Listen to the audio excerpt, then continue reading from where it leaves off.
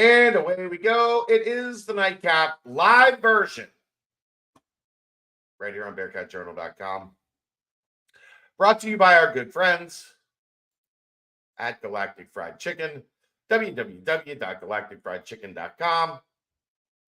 That'll get you the app, and you can have it delivered right to your front door, pretty much anywhere inside the 275 loop, or get down to Dayton, Kentucky, tell them to pump it up. They will save you 15% off your order. Oh, hi, Aaron. Look, it's been a while since I've gotten to do the after game reaction with you, so I know. I'm actually kind of excited about this, despite the outcome today. Are you in for next week's post game show? I'm all in for next week's post game live night show.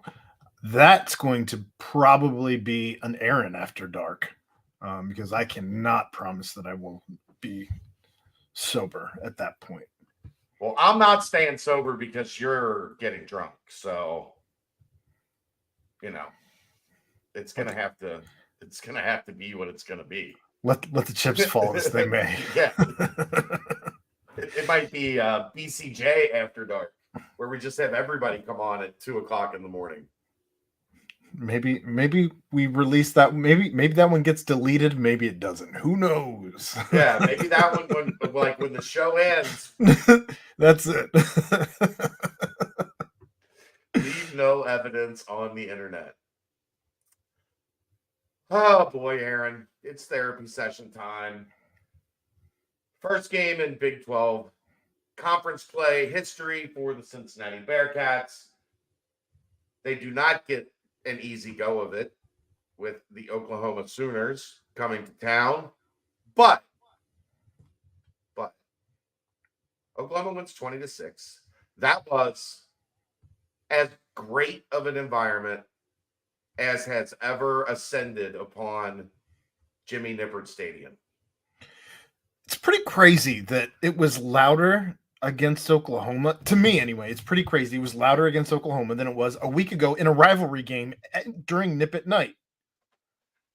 Yeah, I mean, I understand that. I also think everybody was just like from the first play of the game against Miami. I think everybody was just kind of like on their heels. Like I don't think everybody really got fully into it. But today, yeah, the offense went 3 and out, but Fletch had a great punt, pinned him back, 3 and out, got off. Freudian slip. Yeah, it was whatever. Pinned him back, 3rd down, incomplete. Like second series was a little annoying, but they dropped 2 picks on that. Special teams were monsters today. Yeah. Fletch had a great day. Couple really, one he got lucky. He kind of shanked it, but it rolled 25 yards. Sure did. But yeah, I mean, outside of the missed field goal right before the half, that I don't think it was a great snap. Sat said in the post-game presser that he thought it was low, and it didn't look good from up in the press box. I can tell you that. I'd mentioned that to the one of the kids who's still in school and interning. He's like, "What was that? Were the laces out?" Yeah, I said, "I don't think the laces were out, but it didn't look good from the jump." Yeah. So I think like they had a reason of like, let's get after it. I will tell you this right now: the 3rd and 18 or whatever it was from the 3-yard line that they ended up converting. But prior to that scoring snap, prior to that snap was the loudest I've ever heard Nippert Stadium. Like it was wild, Aaron. So that like it was loud. Like it was loud. And then Gabriel went to like check at the line of scrimmage, and I swear to God, it sounded like somebody just cranked the volume because it went from, dude, like it was insane. And then of course they convert, but like You couldn't. I was talking to a couple people that work in the athletic department at the time, and we were right next to each other, and you couldn't hear a word. Like it was like you couldn't even mouth it to each other. It was so loud. Well, and I think that's why I'm so excited that Fox actually broadcasted this game as opposed to ESPN, because Fox is the ones that make sure they try, I think they try and simulate the at the game experience as opposed to ESPN more so because they have the satellite dishes on the sidelines where they're trying to get the game the on field sound and the crowd sound more so than ESPN. But I was getting texts from family saying, "Holy shit, it's loud there," and I'm like, It was no, but it was accurate. Like it was loud, like right. loud. But people at home watching got to experience that a little bit. I don't know that it's Because really been that loud that often. I'm telling you, that was top 3 for me. I'm just saying, I think that you got to experience it more so because Fox was doing the broadcast than ESPN. Okay, I'm just going off my Sound 16 radar. years of standing down on the field. Well, and Tony Pike said he thought it was a top 3 environment. Yes, but top 3 loudest I've ever heard that place. And Tony Pike's been in some big games. For him to say that is pretty impressive. And he's been down there in the same like location as me. Yeah. For like no, I'm talking like since he's been the sideline reporter, mm-hmm. he's been getting the same perspective. I get it. Like I would say the loudest I think I've ever heard it was the Sauce Pick 6. Like that place lost its mind. Yeah, I was one of them. Nowhere near the if I was behind the wheel of a vehicle, I would not have blown under. It was crazy loud. So hat tip to the fan base, man. They brought it to that. And look, that stuff in a producer like content world, they remember that shit, man. Like that will and game day when Cincinnati climbs back to the, up in the top of the mountain seasons, those places will remember coming here and this being one of the best environments that they've ever seen. So yeah. I did want to touch on the Fox guys who I've seen what Mo put out there, and obviously that didn't work out great for radio and all of that. But I will say that watching Brady Quinn and Matt Leinart, every time I saw them both at the beginning and at halftime and at the end of the game, when they were on the sidelines going back to the booth set up on the field, they would dap up and take selfies and whatever they're having a good time. Everyone who would ask. Like it took them probably 10 minutes, 15 minutes to get from one corner of the end zone to the other corner of the end zone as they were walking around the field, because they would stop and talk and dap and pictures and all of that. So hat tip to them on that. I thought that was really cool that they were kind enough to give people that time. The other thing you have to consider in Mo's world, and I get it because I live in that and operate in that world as well. What the hell is going on in the Reds game? I just turned it on. I just contacted the Reds. My eyes just contacted the Reds game for the first time tonight. I'll give you one guess at what the score is in the top of the 7th. I know there were back-to-back home runs. TJ Friedel had an inside the park home run. I've seen that on Twitter, but it's 9-9 in the top of the 7th. When you're running out, I think right now they have like 3 starting pitchers total on the entire roster, and everything else is a relief pitcher, and most of them are from like AA. Limping to the finish line, 9-9 in the top of the 7th. Anyhow, against the Pirates. Ugh. Yeah. Let's get to the game. Did you go over to Big Noon? Did you stop by and check it out? Brent and I stopped by. I thought it was cool that they had a booth set up. If you didn't have a poster that you brought on your own, they had a making booth. Yeah, they had a poster making booth. I thought that was kind of cool. It was not nearly as big as College Game Day as far as what they had roped off, where they had everything set up. Like they didn't even have, because of all the booths and because of all the roped off sections for different groups, whether it be alumni, whether it be for donors, Yeah. whether it be for whoever, because they also bear in mind that they gave up that space for John Cunningham's tailgate, essentially. Mhm. So they had plenty of roped off space where you could not stand as just a regular person walking in, Sure. which took away from how much space you had for all of the people walking in to be, which I think made it a smaller. I don't want to say more intimate because I don't believe that to be the case, but just a smaller area for people to go bananas and lose their mind. But when they also only have, I think the show starts at 10 and goes to Goes to 11. I 11. believe game day, the actual college game day, is a longer show. No, What so game day goes 9 to 12, so it is longer by an hour. The way Fox does it is they do 10 to 11 outside the stadium, and then at 11 they were down on the they go back in? sideline. Yeah, So the show goes 10 to 12, but they only do the first hour from like the student populated location. right.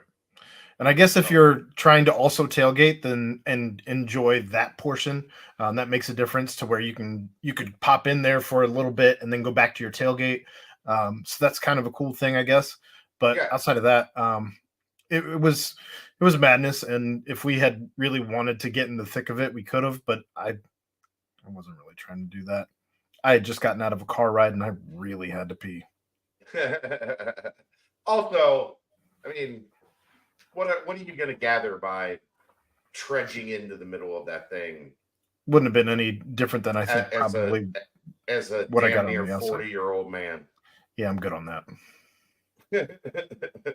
Not 37, No, we've not established that. 38, not 38, Not 38, not 40. Yeah. not 40, but soon. Soon. All right. I got a year. Less than a year. 9 months. Give me your. I'll let you start. Give me your overall 10,000 feet view of this loss. Well, considering I was seated about 10,000 feet up, I have obviously seen what's been going on Twitter and the boards, and I understand there is some frustration. I have already seen Bearcat 9948's comments here in the chat.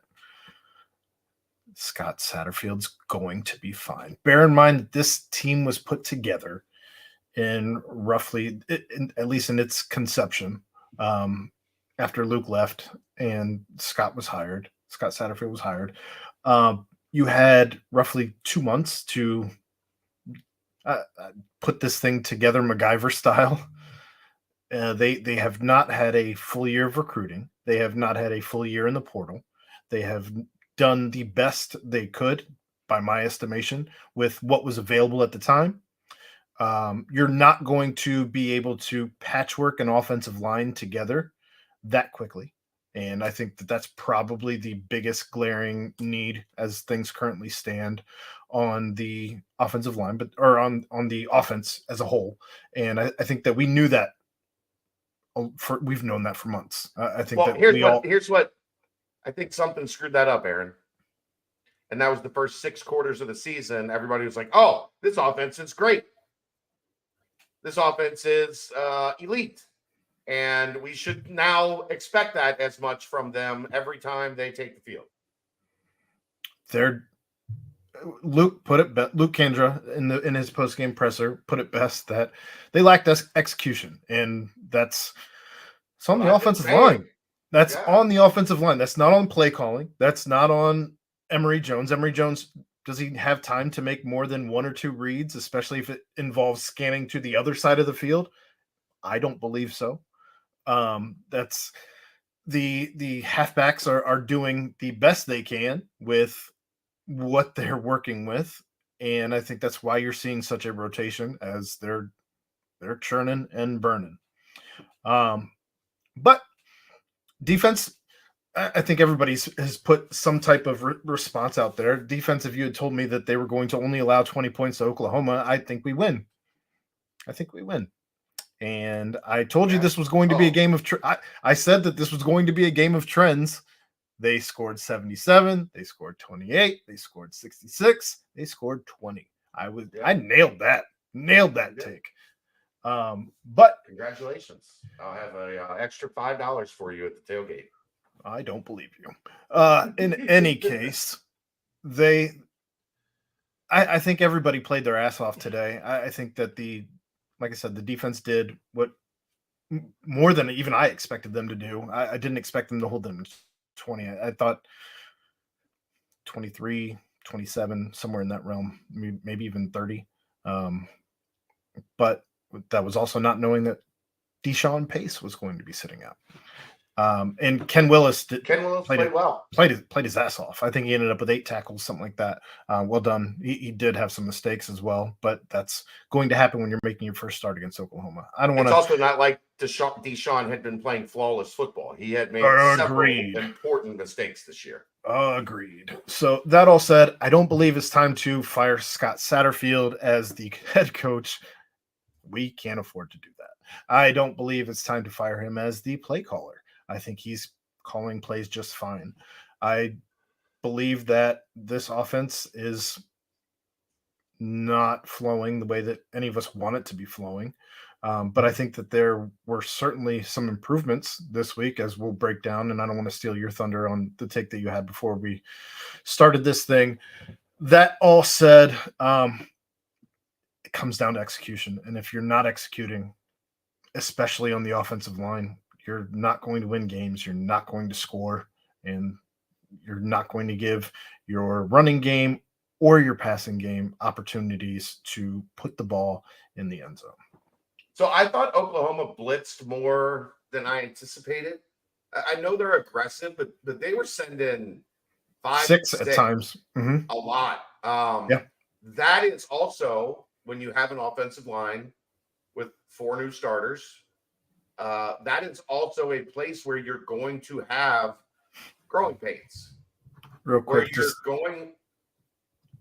just Steve Johnson has been with us all week long, every show, including me and George. So just wanted to thank him for being quite the fan, and hat tip to you, He sir. wins OU Fan of the Week. He absolutely, without question. The Home Field Apparel OU Fan of the Week goes to Steve Johnson, homefieldapparel.com. Thanks, Steve. There you go. Appreciate you. That is where you're going to have issues at times, because these guys are adjusting to a new system and to being on the field together. And that OU defense is good, really good. I mean, you're starting to see, I think, Brent Venables, like the guy from Clemson that orchestrated all those brilliant Clemson defenses. I think it took a year. And I mean, they were flying all over the place, man. Like they were aggressive. And they were up the field a lot. Like, they had free runners to Emory regularly all night. And it wasn't just the tackles getting beat. It was overload blitzes and blitzes in the A gap, and running free right at him up the middle, running free from him on the outside. Merck, probably not, because that's not really an outside zone play. Inside zone is more for traps and things of that nature. So I would guess they didn't. I don't know. I am on the field, usually in the end zone, standing or looking at the play from the back of the defense. So I couldn't tell you specific running calls. But yeah, so what else you want? What are we going to get to? Where do you want to start? You want to start offense? So let's start offense. Sure. Let's go there. Well, we've done a little bit of defense, so we can continue on defense, I guess, if you want. Let's finish up defense. Okay. Sorry. I'm distracted. It's fine. Corleone was a monster early. I thought they adjusted pretty well to him throughout the game, but through those first like 2 or 3 series, man, he was everywhere. Yeah. And you could tell their fans were like, "Oh my God, this dude is a monster." Like if you go look at their game thread on the Oklahoma board, the first 2 pages were like, "We need to get us a Dante Corleone." I think we have to praise the defensive backs. Like, yeah, there was some cushion. They weren't going to let Oklahoma get over the top on them. I would maybe like to have seen them blitz a little bit more. I don't remember many pressures where they sent more than 4. I think that's fair. They dropped 8 a lot, dropped 7 a lot. They But were. You kind of had to pick your poison, right? Effective. Yeah, it was effective. Right. I'm not saying I wanted to like see like Blitzburg. I'm saying I maybe would like to, because there were times Dylan Gabriel got real comfortable back there. And when you have the offense that they do, I don't think Dylan Gabriel. Go look at 20 to 20. And how quickly they were moving the ball down the field. I don't think Dylan Gabriel was comfortable until midway through the third quarter. I'm talking about when he was passing. Like, there were too many times he was just standing back there, allowing a route to develop and hitting a guy. He missed some very open shots, especially in the first half. That has nothing to do with what I'm saying. I'm talking about the pocket, like sending blitzes. Okay. Like trying to get his. I thought you meant. I thought you meant mentally, and I don't think mentally. I'm talking about. Okay. Why do you blitz? To get the quarterback off of his spot. Okay.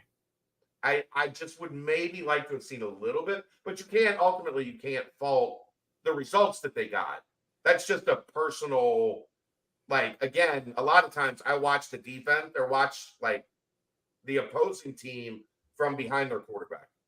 Yep. And there were times he was just standing there. Like, he might not have made the throw, but there was a lot of time for him to decide what he was going to do.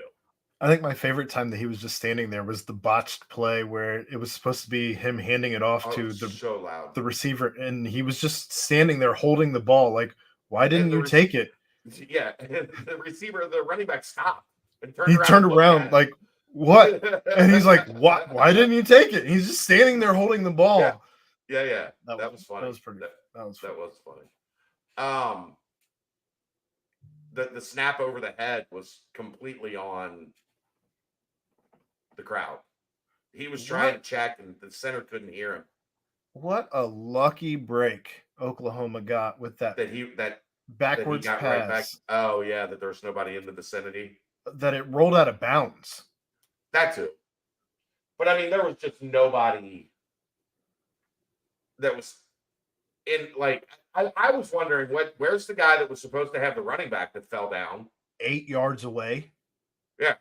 On that 8-yard cushion they'd been giving, and which made him about 15 yards away from where the ball was rolling. You pick that up and score. They're talking differently. That ball, it was weird because from the angle that I had in the window, I could see that ball rolled sideways. So it rolled laces over laces, and it didn't wobble at all or anything. It just rolled the same way that the kickoff that they had, instead of rolling out of bounds, rolled laces over laces, which was the strangest thing I've ever seen, especially on a kickoff, for a ball to land and roll that way out the back of the end zone. I thought for sure when that guy kicked it, it was out of bounds. Going to go out of bounds. Yards. Yeah. Crazy. Like at the 12-yard line, that should have gone out. But instead it rolled laces over laces, and the weirdest thing, it just absolutely strange. But the DBs deserve a lot of credit for a game well played. Justin Harris had a good game. They tried to pick on him. I feel like they picked more, especially early on Willis. Yeah, but then that's what you're going to do when you find out. I agree. Absolutely. First-time starter, and then he held up. So then they tried to go after Harris, and I thought Justin held up pretty well. Mm-hmm. Like there wasn't anything specific where you feel like Like he No, got I mean, straight up beat. if he turns around on one play, it's maybe a pick instead of him breaking things up, but that's getting nitpicky. There were also about 3 or 4 dropped interceptions that, especially, I think they were all in the first half, where the one that threats was in his breadbasket, man, if Jordan Young made that interception on the play before, that would have been like SportsCenter top 10 highlight worthy. Like that wasn't a dropped interception.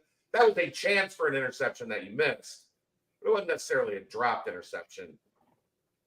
I mean, the one to threats, and didn't that end up in the fumble? That drive ended up in the fumble. Yes. So that was what, 70, 80 yards of it was a long drive. grass you cost yourself by not getting that pick. Yeah, you turned it over, but you turned it over at the 3-yard line. At the goal line instead of But at least you got the turnover, and I'm just saying it was costly. Yeah. Like, I mean, that's right in the breadbasket.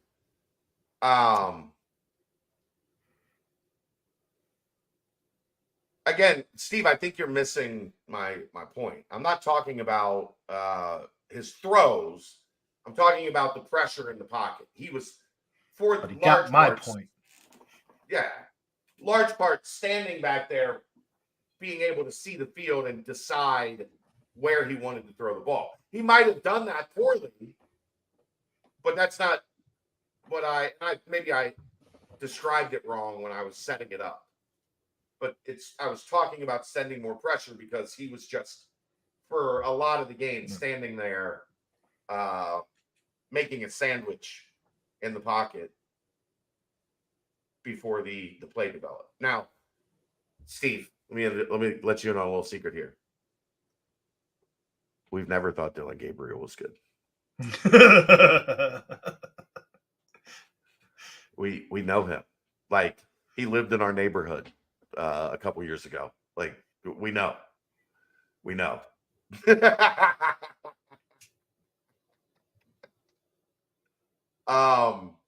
But yeah, I thought the DBs played really well. They, again, very little thrown towards Jordan Young. Teams are not they're trying him a little bit early, and then you don't see a whole lot go his way. Dorian Jones, great day. Great day for him. Yeah.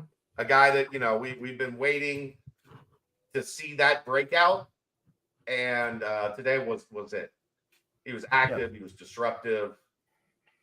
13 tackles total, a sack. Good day. Yeah, he was active. And, I think that's what we were waiting on. Justin Harris with 10, Taj Ward with 9, Ken Willis with 9.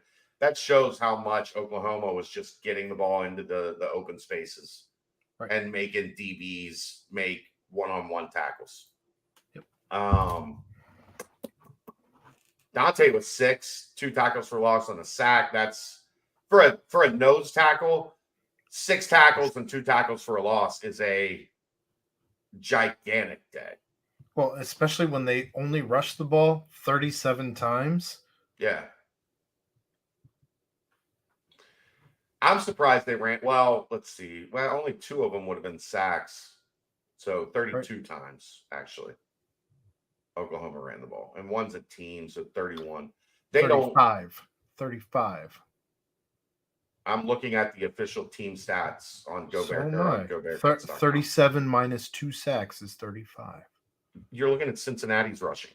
Oklahoma's rushing is 34. You right. You got me. And 2 sacks and a team, which means 31. 31 rushes. I mean, they only average 3 yards a carry. Cincinnati did a great job against the run. But, I mean, it just, they pick you apart, and they got to the line fast, man. Like, guys were still looking. We knew this was going to happen because everybody talks about it. But guys were still trying to get the call, and Gabriel sat there like, It's like chaos. And they did a great job dealing with chaos. Yep. I don't have a whole lot else on defense. No, not really. You again, kind of. I think the story of the day for the defense is DP out, Ken Willis in, and I don't think you missed a whole lot. No. And Satterfield said post game he expects Deshaun Pace to be He was on the side active. Yeah, to be active at BYU on Friday. So we'll see. So before we get into the offense, you bring up Scott Satterfield, and let me ask you this: did you feel like Satterfield came into the post game presser post having been emotional? I don't know. Because didn't I pick got up that on it. vibe. I got that Maybe. vibe. Okay. You cried with me. So I cry a lot. You're right. I am in tune with my emotions. Look, I cry a good deal, and I think you cry. So like I'm not. It is what it is. Like it's like No I don't shame. mind crying. You would maybe have picked up on that faster than me. I got that vibe, and I think that I know some are going to say that it's just coach speak, but I think that there is some silver lining to be taken away from the fact that you did hang in this game with an opponent who, let's not kid ourselves, they have 4 and 5 stars littered Everywhere, man. littered throughout their roster, whereas And Cincinnati is a patchwork quilt. we were standing down there in the end zone when Oklahoma came out. They're big. Their corner, They're big. Fast, they're long. Like they look like, oh yeah, that's what 4 and 5 stars look like. Like that's why they get that 4th and 5th star. It's because they look like those dudes who were all 6'5" with 6'8" wingspans and 260 pounds. Like it's like woo.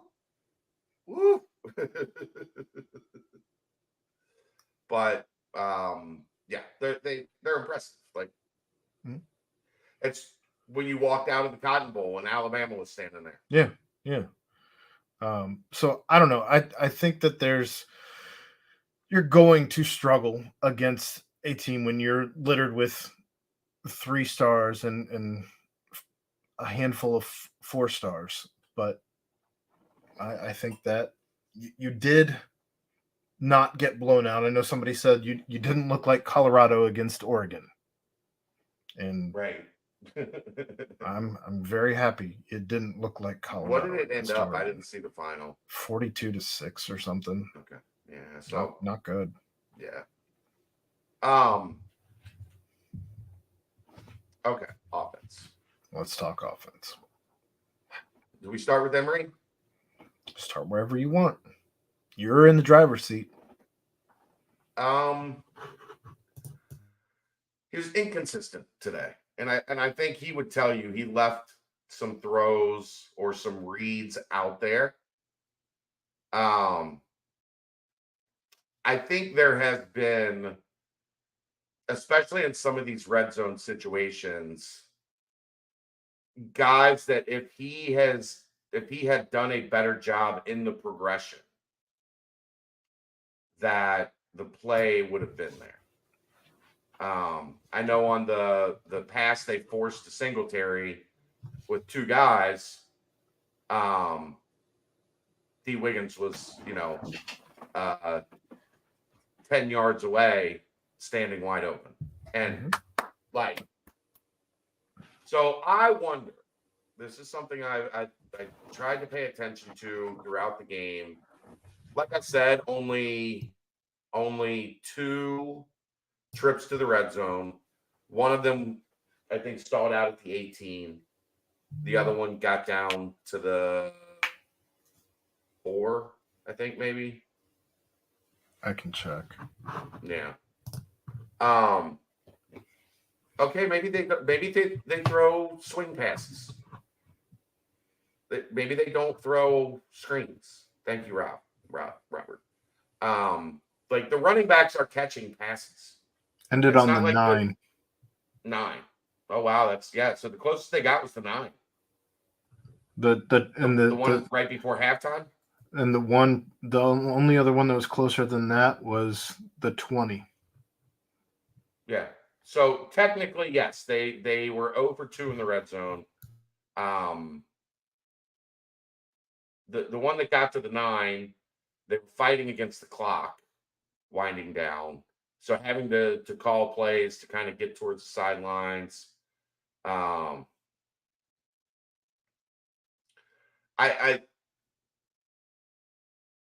first off, they did not have in Aaron's definition, they only had what, 2 splash plays. They had the 35-yard flat pass to Shaman, and then Emery had a 20-yard run. The splash plays were lacking. Those were the only 2 plays over 20 yards the entire day. So when you're playing a defense as fast and as aggressive and talented as Oklahoma, you're continuously having to churn out long drives. The chances are at some point in time, you're going to go 3 plays and not get a first down. There were 3. I don't think the 20 counts as a red zone. I think it's inside the 20. I'm saying 3 splash plays. Oh, 35, 35, 20, and 22 by Henderson. Oh, yeah. My bad. You're right. But even then, like the bottom number for a splash play is 20, right? And 20 and 22. Yeah, 20. I'm giving you your definition. 20 and 22. There were not 35, 40, 50-yard plays like that really put the heat on a defense, because you churn up 3, 4 first downs when you make one of those plays. And Oklahoma kept everything in front. I thought they did a really good job. Even Cincinnati had pretty good field position throughout the day, but they just never allowed that rhythm to arrive. More than, you hit a play here and then you hit a play maybe 1 or 2 plays later. They're terrible on third down. Like you can't escape that. I thought that was a lot of execution too. Well, one thing I was noticing from the box is more often than not, and this frustrates the hell out of me, I don't care if it's 3rd and 8. I don't care if it's 3rd and 15. I don't care if it's 3rd and 3. But if you are going to pass, why are you running routes that don't go to the sticks? I don't understand it. It doesn't make sense to me. In my head, you give yourself a better opportunity to, sure, do you want to run and do you want to catch and run? Absolutely. I get that. But you're not, I don't feel like you're putting yourself in the best position when more often than not, you are running routes that don't go to the sticks. I think some of them are designed for the play to continue, but Oklahoma tackled. I thought they tackled outstandingly. Quickly. Yeah. I don't know if we keep track of yet. Yeah, 94 yards yak on 235 yards total receiving. Yeah. That seems like a lot. I don't remember him getting that much yards after catch. 29 was Corey Kiner. 29 alone was Corey Kiner on the catch and run. That's yards after contact. Yak. Well, is that I thought it was Corey Kiner didn't have a catch for 29 yards. That's yards after catch. Yards after contact. Oh, okay. Well, I was looking at his numbers wrong. Well, so he caught the ball behind the 3 swing passes. Yeah. Behind the scrimmage. Yeah. I was looking at his numbers wrong. That's my bad. Yeah. You win. But yeah, so 94 of it, or 94 yards there, 29 from Kiner alone, and I wonder how much of that is him catching it behind the line of scrimmage. That's what they're. By the way, That's what they're using as screen passes, are the swing passes and getting guys out in the flat, letting them And get downhill. they did run plenty of screens to the wide receivers. There were several bubble screens. Yes. I hate bubble screens, but Look, I only like bubble screens if there's one name associated with them. This year? Ever. Well, that doesn't help us this year, does it? Marty Gilliard. That doesn't help us this year, does That's it. If you don't have Marty Gilliard on the roster, don't run more than one bubble screen every 3 weeks. That hasn't helped us in 2 decades. I know. I'm telling you, that's the only time I've ever liked them. In any case. When Marty was here, if you saw them setting up a bubble screen, you were doing this. Touchdown, Bearcats! Like good old 60 yards away. Good old puka shells. Anyone before or anyone since, that shit out of the playbook. I don't care for it. And they tried that with D. Wiggins a couple times early on, and all of a sudden he's got 2 catches for 5 yards. Like, what are we doing? Right. A play that doesn't work unless you're Marty Good. But I am wondering if Emory is just not reading the red zone well. Because I feel like it is one, like if he's throwing, this is where it's going, or he takes off. And we saw that with the interception. Like, they had 2 guys wide open on the field side. But as soon as he took that snap, he was lifting in the pocket and waiting to throw the fade. Luke Kandra talked about execution. Emory talked about execution by the line. Mm-hmm. And I think that, truthfully, I think Emory makes a read, maybe 2 reads, and then runs or throws. I'm saying he's one, Aaron. I'm saying my problem is it's 1. That number is 1. I don't. He's not making his progressions, and so when you're doing that, yeah, it's going to limit you, and you're losing, especially when you're running out. I don't know, 5 guys to run routes, and you're only looking at 2, maybe out of the 5. You're wasting 3/5 of a play. Or 1, or you're looking at 1. Yeah, and then you're wasting 3/4 or 4/5 of a play, as you're only looking at 1 person. Yeah, that's you know the only time I really have felt comfortable with him going through his progressions, week 1, was in the last 2 weeks, like since they've had all these issues in close, was the 2-point conversion to Shaman. Like, it felt like he came off 2 options, and Shaman was the third, just running empty across the back of the end zone and hit it. Yeah, Shaman had that drop today too. Oh my god, that drop was so big. I know. Right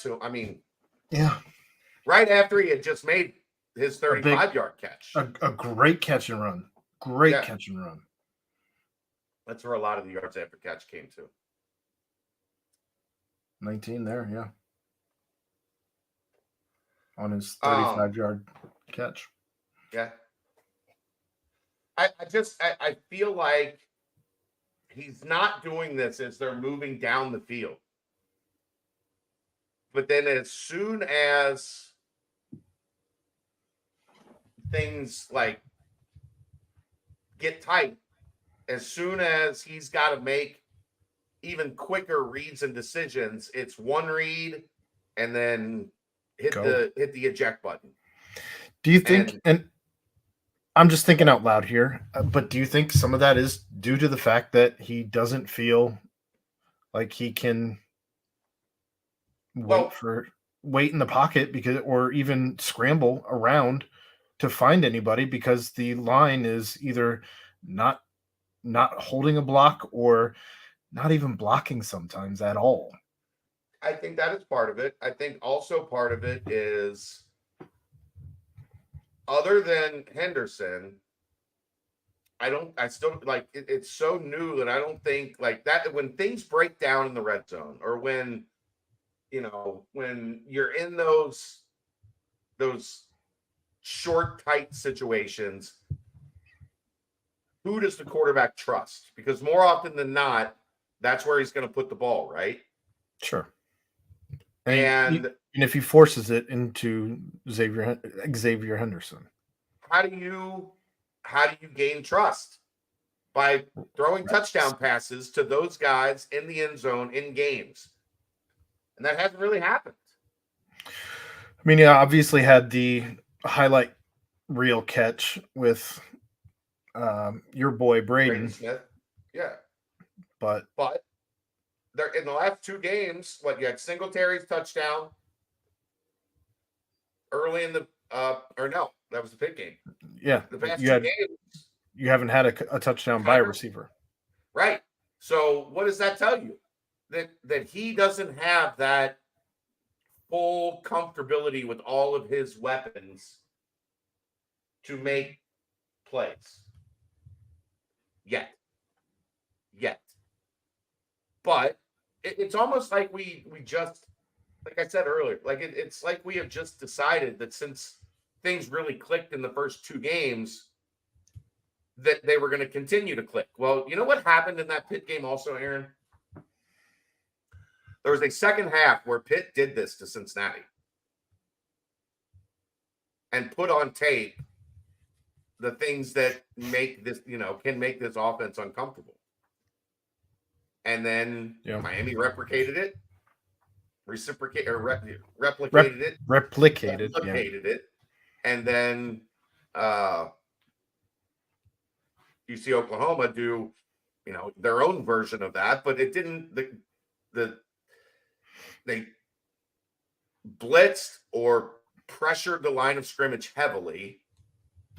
Yeah, I mean, and then played kind of soft coverage on the outside. We'll give you 8. Like if you want to just run the quick dig and get your 7 routes on free release, fine. But it seems like, at least to this point, now that the tape is out, teams are having an easier time kind of scheming up this offense. And now Cincinnati has to adjust to the adjustments. We talk about adjusting to the adjustments all the time. I loved them, Merk. They were my favorite play calls of the game. My favorite play calls of the game were the tackles spread out wide with the wide outs. And then Corey running for or was that Corey? Or Monty ran for 8 yards on the inside. I think it was Corey. I mean, the defense did really well taking out Emory's comfort blanket. Henderson only finishes the day 3 catches, 41 yards. Yeah. Outside of that, you had Peyton Singletary, who's caught 2 touchdown passes at this point, finishes the day, I believe, without a catch entirely. And he tried to force the ball into double coverage and didn't work out. He did the same thing with Henderson, didn't work out at all. That one worse than the one to Singletary. So I'm with you. I mean, I think that Emory's going to have to spread the ball out from just Henderson and Singletary. Otherwise, I thought he did better today. He did. He finished with 8 receivers as opposed to 4.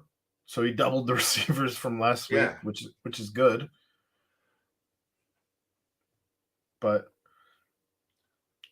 Crib Keeper, no, Emory Jones, this is his last year of eligibility. This is his 6th and final year. Yes.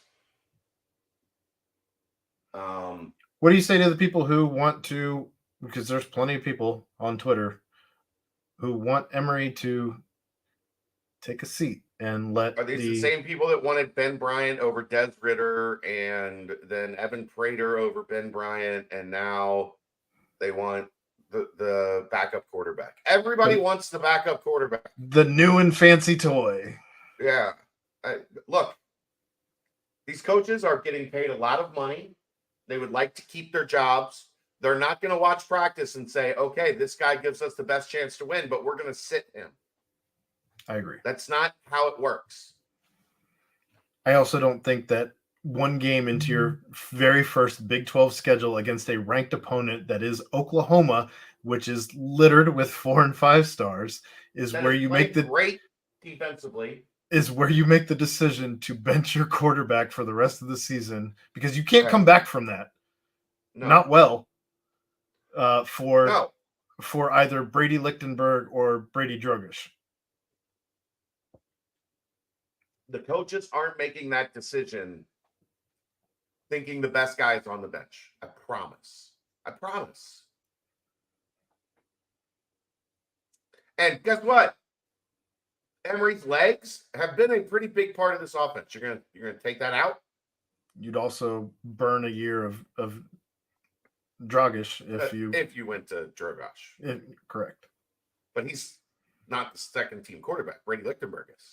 I know. Like Brady Lichtenberg won that job. If you take Emory Jones out, I understand. Brady Lichtenberg is going to be the quarterback. And if you put Brady Lichtenberg in, how long is it before these same people are calling for the next? Like that's what they want anyway, right? Like that's the end game. Is we want the freshman. I've had people like multiple people ask me about the freshman quarterback. What can you tell me about this freshman quarterback? He's a freshman quarterback. He's got a chance to be really good. Big arm, fast. He's got good size. They also don't want to burn his red shirt. They also don't want to put him out there against a Big 12 defensive. You're not in the American. Toto, you're not in the American anymore. Like how's the 3 quarterback situation working out for Oklahoma State? They bad. We'll discuss tomorrow night on that one. They bad. But yeah, like let's practice. Okay, we're gonna practice. Scott Satterfield is going to be the coach. Emory Jones is going to be the quarterback. Scott Satterfield is also going to be your play caller. He is. Again, I would like to see design stuff on the red zone passing. I really would.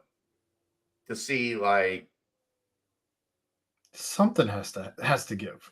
Where are the reads stopping? How much of it is pressure? How much of it is Emory getting, like if the first target's not there, just dropping his eyes. But today was not a red zone day to be really that upset about because, again, you had a drive that finished at the 20 and a drive that finished at the 9. At the 9, right. It wasn't like Miami where they were in the red zone all day. Right. And couldn't get anything done. Right. But yeah, I still would like to know the difference in like how much is he not getting to his backside reads? How much is he one read and out, one read? Like I want to know like what the feeling is in terms of him going through his progressions in the red zone.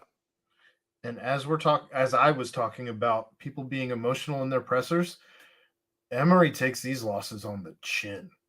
Yeah. He is in a whole different state in these post-game pressers than anything we saw out of Ben Bryant last year, anything I've ever seen from Luke, and even Dad's never had emotion. He's a robot. Dad was a trained soldier. He also never lost at home. He still never really lost. A couple times, but never really lost. Ohio State would like a word. Wow.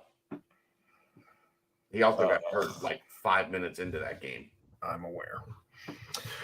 I don't know. I just something's got to give in the red zone. I'm understanding the people who are upset about the red zone. I think that's carryover from last week, and the fact that you were in the red zone at least at the 20 and the 9, and failed to score again.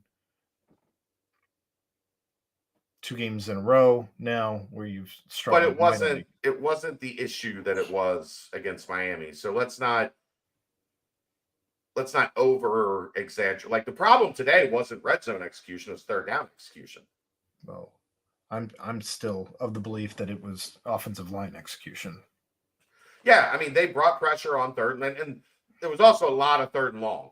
There wasn't a whole lot of third and short. Like when they got first downs, they were in early downs. It felt like they were getting first downs on first and second down, a decent amount. Well, I mean, here, this will tell you. I'm looking at it right now. Okay. Third and long, 2 for 7, and long being 9+. Third and short, 1 of 5, and third and short being 1 to 4 yards. So all told, that's 12 of the 15 third downs that they had. But yeah, 7 of the 15 were 9+ for Cincinnati. I mean, that's too much.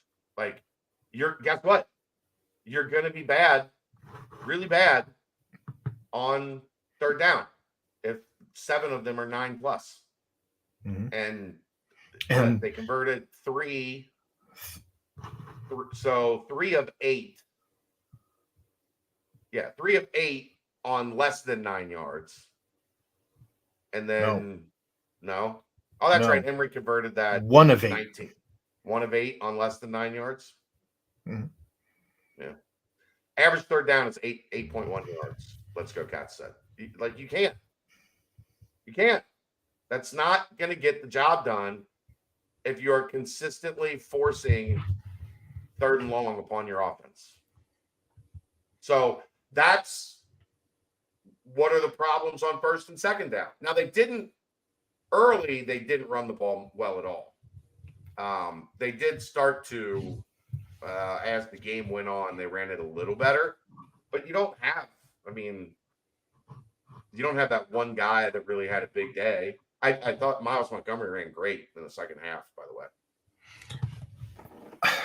And I think that's where I get frustrated with this mindset that they have to bring in, this is your drive, Corey. This is your drive, Ryan. This is your drive, Miles. Let's see who has the hot hand out of these 3, and then we'll go with that. Oh, we're down. It's still a 2-score game. Let's see what you can do, Ethan. I think they put Ethan in just to run over people. Just run over anybody you see. Well, he did that on special teams, by the way, and it made me want him to be a safety so bad. He's so good at safety. He should be so good at safety. He wants to play offense. Wide receivers, nothing spectacular. I mean, they were solid. I thought he did, between Xavier and D and Braden, he let everybody eat a little bit. Like I was talking about last week, like I would like to see a little bit more. And then Shaman got involved. But yeah, Braden Smith had 3 catches. Xavier had 3. D Wiggins had 6. I'm guessing they decided we're not going to let Xavier Henderson get 140 yards today. You saw that with the fade. They had the safety over. I mean, yeah. The safety was. And for those that didn't see the Emory presser, he did misread that. He thought it was cover 2, and they were running a zone on him. Instead, it was 2-man, and that is why it ended up being an interception. That, and he lofted it instead of. The safety called it before the snap. I could see him communicating with the corner before the snap. I got you over the top. Like Emory had no business. He had D Wiggins, I think, and Braden Smith running free on the other side. He didn't make it. What has to happen there? He has to read the progressions. No, he has to read pre-snap. Well, again, he misread. He misread and thought it was pre-snap, and then stuck with it. But that's my point. If you read pre-snap, okay, this guy might be going over the top. What do? You take the snap and you stare that shit down just like he did to get that safety out of there. And then you sit back over this way and throw in man-to-man the 2 guys that are running open to the end zone. That's on the quarterback. the play call is only relevant if the quarterback reads the defense and the post snap and adjusts accordingly. If you can't read that, you're not going to score touchdowns in the red zone. Me personally, I'm still not going to get mad at the play caller when you're not reading three quarters, 3/5 to 4/5 of the progressions. Right. I'm with you. That's what I've been getting at this whole offensive segment is if Emery's not reading the play and he's locking into the first thing and not able to get off of it or not able to get off of it quick enough to go to the next thing, we don't know if the play calling is bad. Which potentially goes back to my original point, which is the offensive line. Not necessarily. If you don't have time. Well, but we haven't even gotten to that yet. Right? We haven't even gotten to that yet. I thought Oklahoma's front did a really good job today. The offensive line has to do that.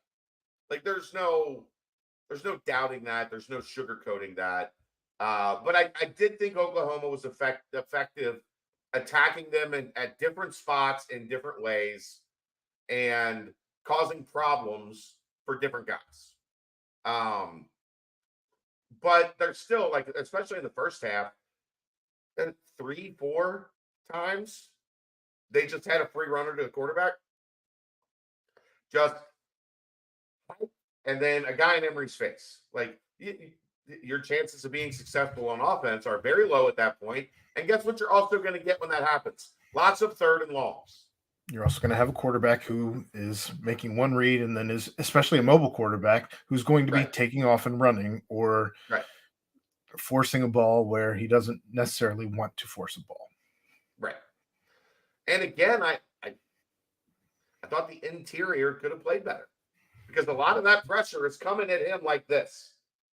And guess what? That makes it almost center. Impossible to tuck it and go. Center or a guard getting pushed back. Yep. Like there's consistently traffic in his face. I thought the tackles actually played fairly decent today. Yeah, I only remember. I'd have to go back and watch again, but I only remember a couple issues like outside. There was a false start on Tinsley, I think. Maybe, yeah. How about if I was an Oklahoma fan and they did not overturn that Xavier Henderson catch down the sideline, I would have lost my mind. He was out. Clearly out. The replays that we were seeing, though, on TV, because I was able to at least scoot my chair back once the Oklahoma media guy moved from directly behind my chair to watch the TV. Thanks. Awesome front row. But it looked like on TV that it was just the toes. Like there wasn't, because they don't have cameras that go directly down the sidelines. I'll never understand ever. I mean, I thought when they zoomed in, I thought the foot that came down first, the toes were clearly out. Like you could see the shoe on the sideline. On TV, it was not by much. Tony and I were both like, "That's coming back."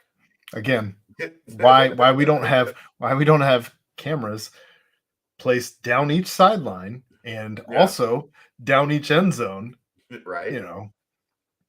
But both the back of the end zone and the front of the end zone, these should be things. Crazy concepts. I know. I'm with you, Steve. I thought he was clearly out. I didn't think it was relatively close. Like, obviously, I'm seeing things from the UC perspective. If I thought there was even a chance he was in, what is my brain going to say? Oh, he was in. He was in. Yeah, he was in. He was in. I thought he was out. And I was like, oh, take that one. I wasn't upset with the call. It made sense. That's a great call. Whoever's in the replay booth deserves that guy was awesome. I'm saying they made the right call. Okay. After the review, it was the right call. Yeah. Oh, sure. Yeah. He was out. What do you mean? What are you doing?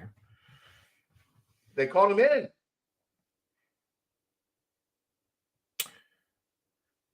I don't know if I was up getting something to drink. They did call him in on that. Yes, Oh, that I'm the telling you, it play's looked like good. his. I'm telling you, it The looked like play's his. good. No, they called him in on the field. They reviewed it, and the play stood. Catch for 22 yards, first down. Look, they had good food today.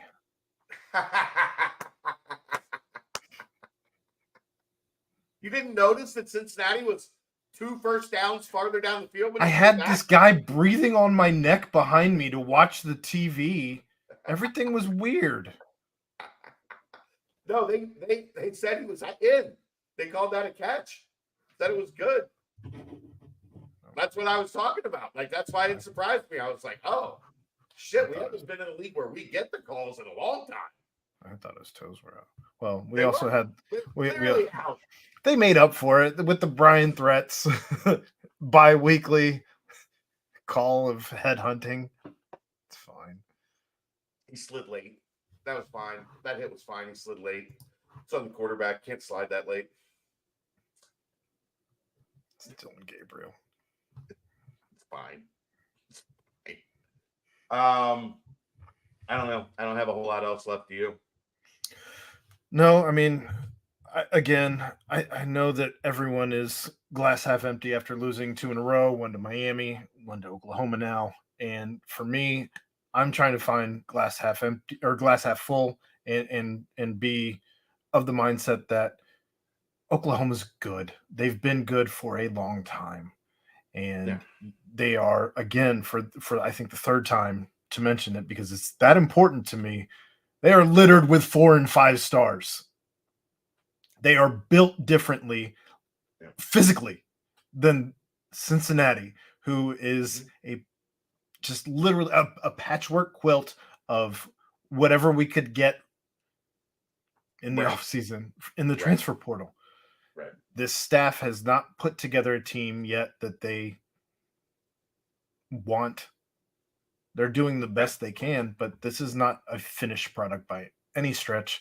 And yet you were, for the large portion of the day, you had a puncher's chance up until time got like they had the ball was 6 minutes down 14. Like score, gonna stop, score. Like stranger things have happened. That's not to say that they, especially against Dylan Gabriel. Right. That's not to say that like they should have won or that Cincinnati played better. That's saying you were right there.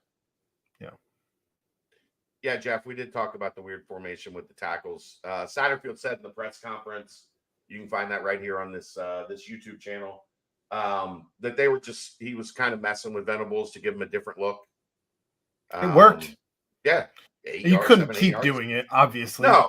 They were adjusting very quickly. I would love to see, by the way, as we're wrapping up offense and all of that, I would love to see us run some type of hurry up and just put a defense on its heels for once. But that's great to hear, Steve. Like that's he said every single person I follow had nothing but compliments for the environment and the atmosphere. I did a bunch of radio in Oklahoma this week. And they love to ask when they ask about Nippert, they love to try to get like a little bit of a dig in. Oh, how is it in your cute little 40,000 seat stadium? And I'm like, look, you're not going to believe me, so I'm not really going to get into it. But come to this place for a game like that, and you tell me that's a quaint, beautiful little flower of a 40,000 seat stadium. Because everybody I've ever talked to that has been on the other side of one of those crowds at Nippert Stadium says, oh my God, like that's louder than 100,000 people sound. And guess what? Today, everybody's complaining about how many Oklahoma fans got in. And it was still top 3 loudest I've ever heard Nippert Stadium. I would venture to say there were probably somewhere in the realm of 5,000 to 8,000 Oklahoma I'd say fans. 5 or 6. Like a good 5,000 or 6,000 fans, Oklahoma fans. I couldn't see the lower bowl like I could the other side. They strict, like, look, man, they're veterans. They do this. They travel. Like, they go to road games. And especially considering they're leaving. So this is going to be the only trip here. And I would guess a lot of them came in 2010 to the Paul Brown experience. Yeah. And all said, like, I want to see Nibbert. I want to go see what that is about. And they got it, man. Nip was legit today. And I would imagine if you're an Oklahoma fan, you're walking out of there going, wow, that's big time. I know I thought this, oh, it's just a little 40,000 seat stadium. Oh, it's so cute little football team. And then they get in there, and in the middle of the first quarter, they're looking at the person next to them going,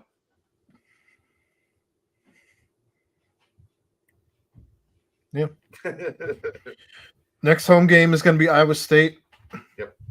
And I think that Cincinnati's got a real chance to get their first Big 12 win if they haven't already at that point. So yeah, Iowa State's offense is bad.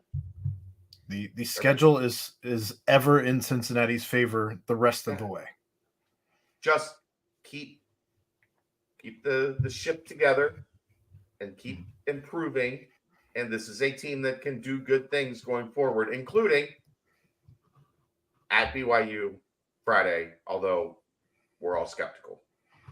I think Emory Jones is going to do everything he can to be a better version of himself come Friday. Yeah. All right. We appreciate everybody tuning in. The brunch, if you need more therapy tomorrow at 10, they will have you taken care of. And we'll be back tomorrow night to take a look at what happened in the Big 12 this week. And I'm sure maybe talk about Colorado, Oregon for a few minutes. We'll see you next time. That was the nightcap, the live version, recapping a 20-6 loss to Oklahoma right here on BearcatJournal.com. See ya!